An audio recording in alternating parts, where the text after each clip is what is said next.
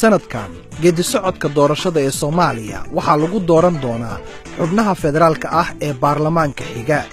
xubnaha aqalka cusub waxa ay cod u qaadi doonaan musharaxiinta madaxweynenimada. geedi socodka sidan ayuu u shaqayn doonaa.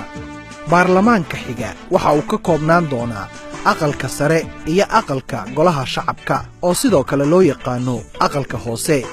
xubnaha golayaasha maamul goboleedyada waxa ay dooran doonaan 54 xubnaha aqalka sare.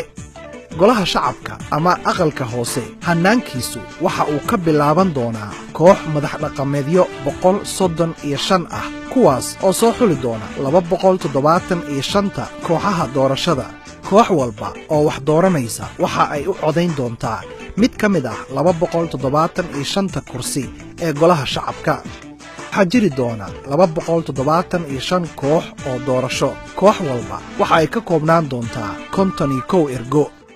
guud ahaan 14,025 qof oo Soomaali ah ayaa ka qaybgeli doona kooxaha doorashada. waxay isugu imaan doonaan ugu yaraan 6 gobol oo dalkoo dhan ah si ay codadkooda u dhiibtaan.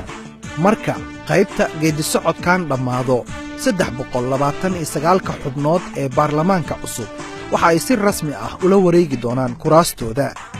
tallaabada xigta kadib dhaarinta xubnaha cusub ee baarlamaanka waa in dhammaan 329 xubnood ee aqalka sare iyo golaha shacabka ay doortaan madaxweynaha. tani waa xilli dhab ahaantii muhiim u ah taariikhda Soomaaliya.